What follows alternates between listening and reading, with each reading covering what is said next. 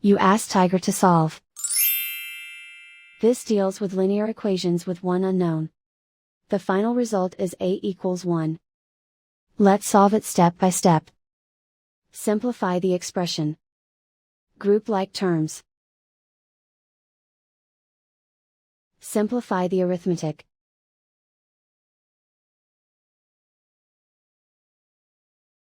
Group all a terms on the left side of the equation. Subtract 2a from both sides.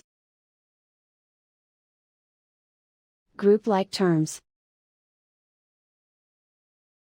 Simplify the arithmetic.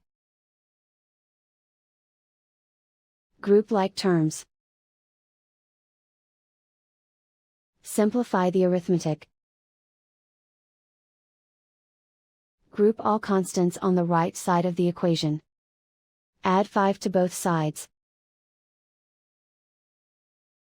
Simplify the arithmetic.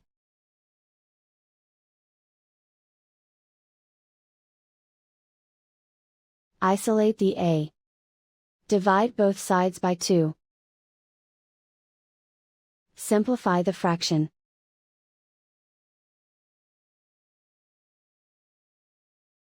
And so the final result is a equals 1.